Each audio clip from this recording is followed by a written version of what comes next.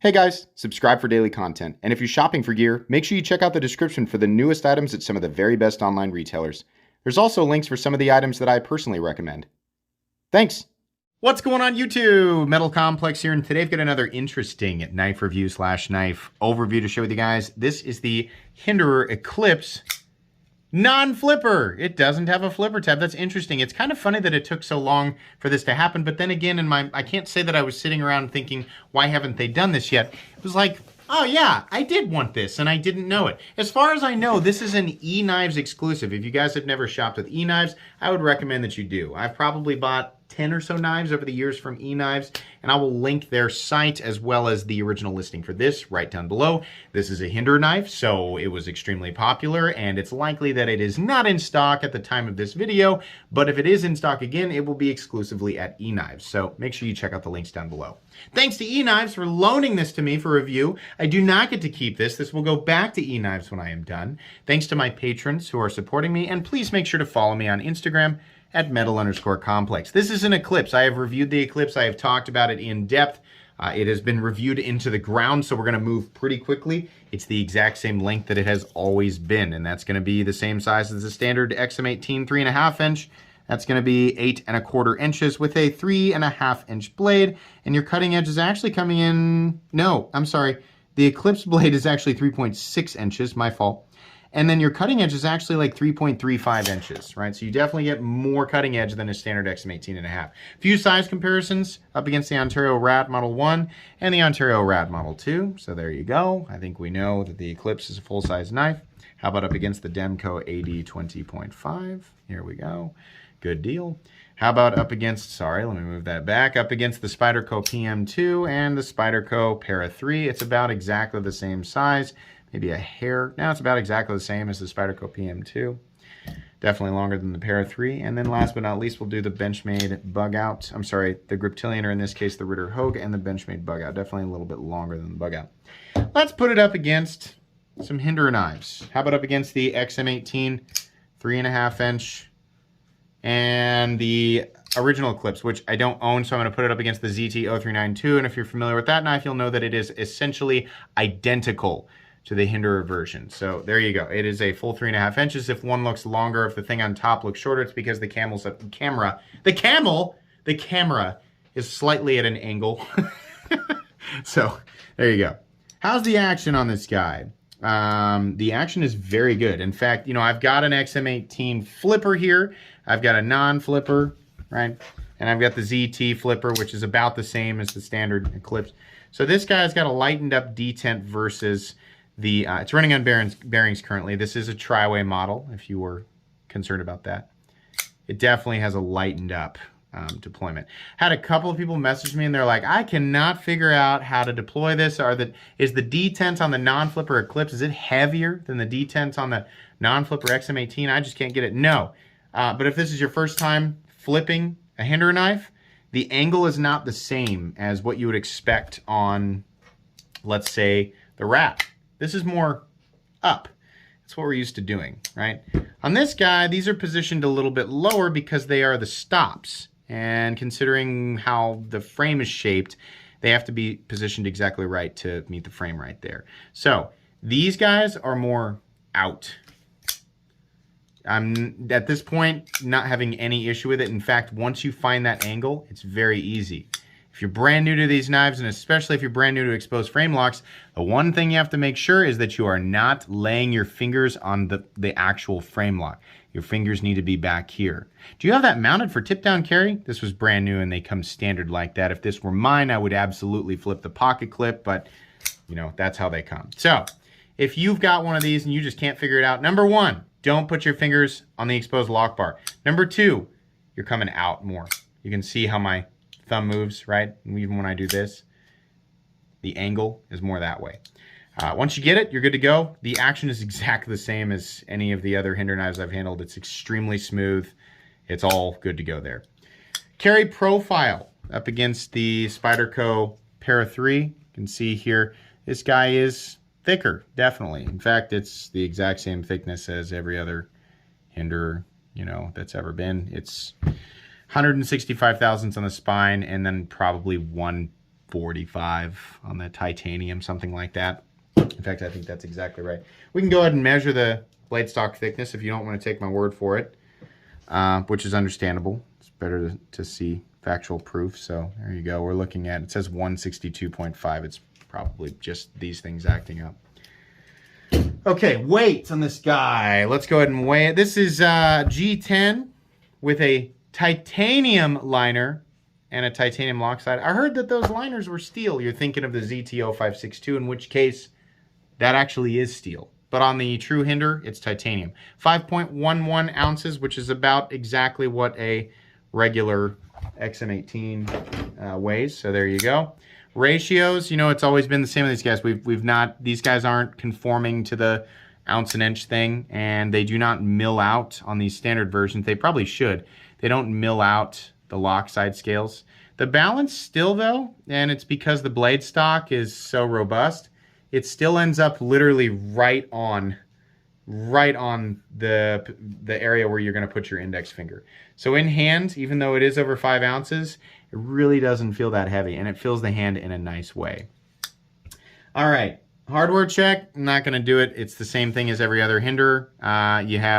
You're going to need multiple tools. A flathead screwdriver. You're going to need, for the Eklipse T6, not hex like on an XM18 3.5 inch.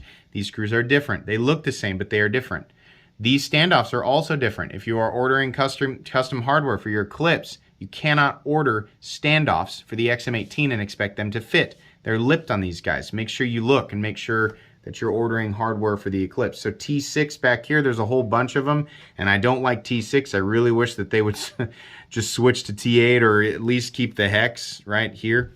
And then you're going to need, for some reason, Phillips screws still for the filler tab and pocket clip. Yes, that's weird and kind of annoying, but ask yourself, is everything else in your life so efficient?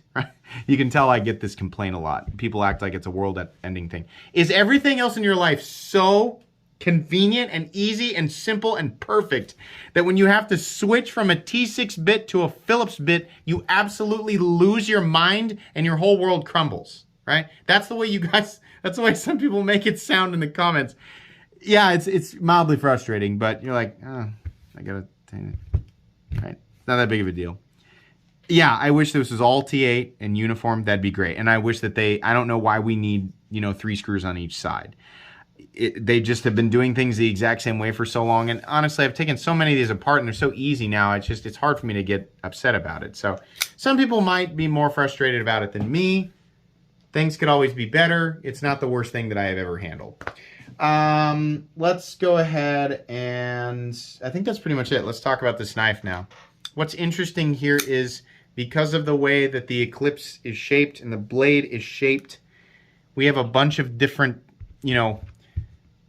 sizes of choil area between these knives. I've got them all out here so you can see the varying sizes, of as it transitions from absolutely a sharpening choil to kind of maybe a little bit of sharpening choil to definitely a finger choil, but it's kind of, you're kind of smashed in there to definitely a finger choil and you have lots of room, right? So with the XM18 3.5 inch, removing the flipper tab completely opened up this space to an absolutely comfortable, good position for your index finger. Even if you have really big fingers, you're going to fit in there, right? You can still get your finger. I can still get my finger in there on the flipper version, but I'm a little bit more trapped because this flipper tab doesn't allow me to rock back into this area. Now, this non-flipper version in that area versus the flipper version of the XM18, you can see it is definitely smaller.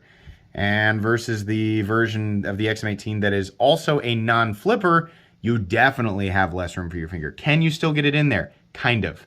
I'm not ultra trusting of that area. It's kind of a single knuckle area, but I suppose you could get it in there. You definitely have more room in the XM18. Versus, and I know again this is a ZT, versus the ZT, right? It's definitely a larger area. Oh, so they actually did remove some cutting edge. No, they actually didn't. Look at this. We're going pivot to pivot. It is the exact same starting points. The reason it looks bigger on the left side is because all of the material back here for the flipper tab has been removed. So the whole area is enlarged, but the actual sharpened area starts in exactly the same place. Before you comment on the cutting bevels, this guy was resharpened by the owner before me. This is the factory cutting edge of a Hinderer. So yeah, that's interesting. But they did not sacrifice any additional cutting edge on this when they removed the flipper tab. You know, it's like I've said before, on the XM18 3.5 inch, they solved an issue for some people. For people like me who felt a little crammed or felt like the flipper tab was totally unnecessary, right? They kind of solved that with this.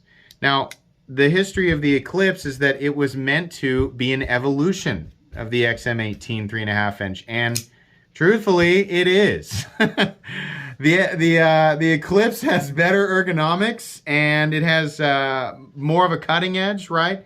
Unless you're comparing to the no choil XM18 3.5 inch variants, which are even another variant, right?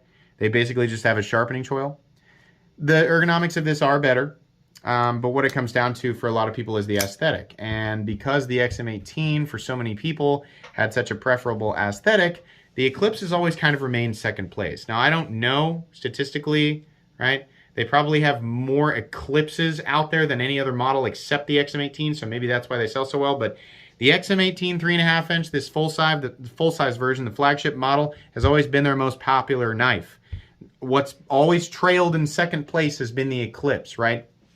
So what I'm saying here is that removing the flipper tab on the Eclipse did not necessarily fix a flaw with the knife. The truth is that the flipper tab, which has always been a little bit of a problem, it's kind of hook-shaped on the XM18 3.5 inch. It's not the same shape on the Eclipse. It's still a little bit, but it's definitely a little bit easier to flip. It's a little bit easier on your finger despite me missing it there. I'm sure you guys all just cringed at that. Great, I can't even drive my point home. Truthfully though, it is easier and more comfortable to flip, and the landing zone is better because it does not include the jimping that is right back here, right? So we're not necessarily fixing a problem with the Eclipse, but it does offer an interesting aesthetic, and with the detent lightened up, it makes the thumb studs work much better on the Eclipse, which they're much harder to use on a flipper version of this because the detent is much heavier. So basically, if you've ever owned an Eclipse and thought, I wish that I could use the thumb studs, but it's just too hard because the detent's so heavy, I have to use the flipper tab, then this is going to make you happy. That's really as simple as it is. It doesn't need to be any more complicated than that. This blade shape, another interesting thing you'll notice is the same blade shape as on the ZT0392. Back when the 0392 was available, the only way to get this blade shape on a non-custom Eclipse was to buy it in the 0392. Believe it or not, this blade shape, no matter how far back you look, right, you're not actually going to find it on any other Eclipse. It's the first time they've ever done this exact grind on a non-custom Eclipse. They have done it in very old custom Eclipses before, but this is the first time. It's kind of crazy. I looked at it, I was like, that's the 0392 blade shape. So that's kind of cool. I like it. I guess, I don't know. It's kind of like, it's not quite a harpoon. It's kind of like a reverse Tanto. But I don't know. I like it. It looks good. In fact, dare I say, it's the one blade shape that probably should have been released with the production Eclipse from the beginning because it looks the best. I think this is the best looking blade shape that the Eclipse, it just kind of goes with the rest of the knife, right? It's just a little, it's like an XM18, but all the lines are different, right? That's just kind of off a little bit in a good way. It looks good. I can't believe it's taken them so long to do that. I really like it. So anyways, we have the Hinderer logo over here, and on the other side it says USA CPM 20CV. They offer their models in CPM 20CV, periodically M390, sometimes 3V, S45VN. They've been sticking with those. As I've said before, it will not surprise me if they eventually offer their blades in Magna Cut. Where do you get XM18s or Eclipses in 3V? That's a Monkey Edge exclusive. Truthfully, you know, there's been all this or that about people upset about their M390 or 20CV. If I had it my way, I would get every single one of their knives in S45VN. It's just a better blade steel for the geometry, right? Even if they did manage to get this 20CV or M390 to the optimal, right, 62, and I agree, like your where you're really going to get the optimal performance out of the edge, right? As far as what I've read, it's all I can do is just read. I don't make steel, right? I don't forge, I don't heat treat it or anything like that. As far as what I've read, 62 is optimal. Okay, I don't think this is the best geometry for 20 CV or M390. I think this geometry is much better suited for a steel like CPM S45EN, which I love, by the way. It's much more balanced. It's a little bit tougher, which I think is better accentuated by this more robust geometry. This is 165 thousandths and comes down to probably 24 thousandths at the edge. That I would guess, right? I don't know for sure. But I think S45EN is going to be better, and it's going to be also a little bit more user-friendly as far as like sharpening and touching it up. Still stainless and still holds a wicked edge for sure. So if I had it my way, I'd be buying it in S45EN. And truthfully, I would recommend that you go out of your way to get an S45EN variant when they drop. A little hesitant with MagnaCut at the moment because it seems like there are a lot of companies who are unable to get it to its optimal hardness. I don't know. I've not seen anything from Hinderer and MagnaCut, but like I've said, I would just, if you can get one in S45, that's what I would go for. They have not dropped this specific knife in S45. I just mean generically with Hinderer knives. To me, right, my opinion is that S45EN is better suited for this geometry. Anyways, let's move on here. Same texture pattern that we've seen on Hinderer knives for forever. Really like it. Works really well. The G10 looks really, really good. These come in a wide variety of colors, so if you're not the biggest fan of pond moss or whatever, this is olive drab or OD green, then you can get them in different colors for sure. They also came in working finish, and I think possibly battle blue, battle bronze, stonewash blue, things like that. The typical, right? What you normally get. Oh no! Where's the lanyard hole? They just didn't bother with it, which is fine. I can't say I care about that too much. They have mounting positions for tip up, tip down, right-handed. If you're wondering how come they don't make lefty XMs or Eclipses. Well, they do make lefty scales, but a lot of you will be pleased to know that they did actually make a few left-handed. They're starting to kind of mess around with left-handed frame lock variants of at least the XM18 3.5 inch. I know that this has nothing to do with this Eclipse because they did not make a left-handed version of this exact model, but as per Hinderer Knives, I spoke with them on the phone, the goal is for them to make true lefty versions of everything. How long will that take and when will that happen? I have no idea. That is one of their goals. So TBD. But that's just an FYI, a TBD FYI. It's very annoying to talk like that.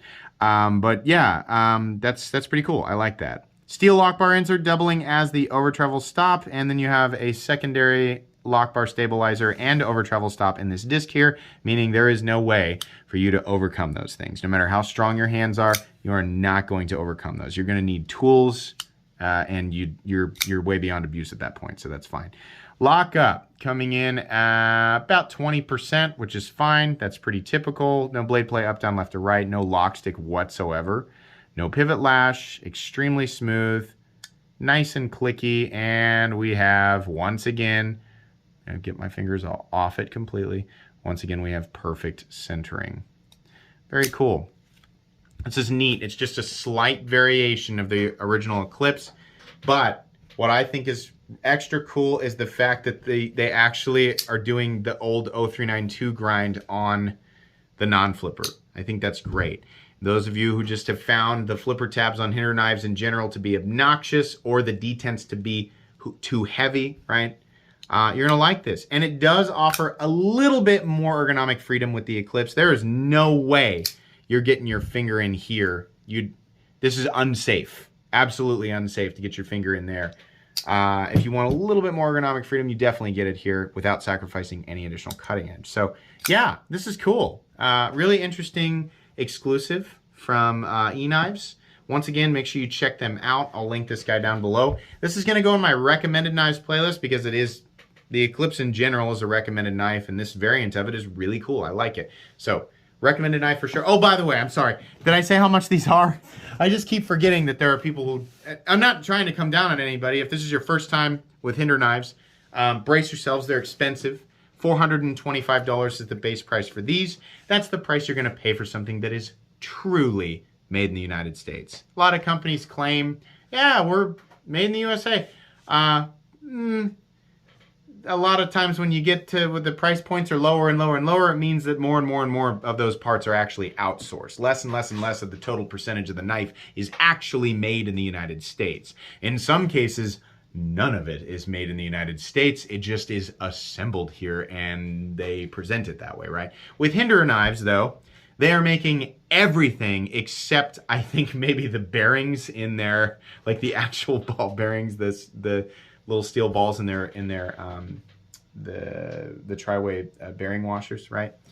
I think those are outsourced. Literally everything else, the screws, the pivot screws, everything is actually manufactured here. So you're going to pay for that, especially when it is on this level. And Hinderer's level of precision work is extremely good. Extremely good. The finished work on that, I mean, there's a reason why, you know, when people get their first Hinderer knife, you hear them going, wow, these are actually made super well. It's because they really are. They really are above and beyond. So $425, especially considering, you know, with all the inflation, we're seeing price going up on everything. I don't have a problem with that. It may be that a few of these variations were up to $450, and sometimes when there are black wash variants or kind of special variants, they may go up to $465 or even $475. But the base price for these things, as you know, what you're seeing here, where it's just all stone washed like this, should be $425, which is fine with me. It's going to go in my recommended knives playlist. It's also going to go in my Hinderer knives playlist. If you're curious about Hinderer knives, I have reviewed almost everything that Hinderer has ever made, especially in the folding knife department. So you can check out that playlist if you want to. Thanks again to eKnives for loaning this to me for review. That's going to be pretty much it today. Please make sure to follow me on Instagram at metal_complex. If you enjoyed this video, leave a like. If you'd like to check out my other content, I do, of course, have lots of videos of knives that are either expensive or inexpensive that I do or don't like, so check those out. And if you enjoy all my content, go ahead and click on that Metal Complex logo right there and subscribe, because there's definitely more coming. Thanks again for watching, everybody, and have a great day.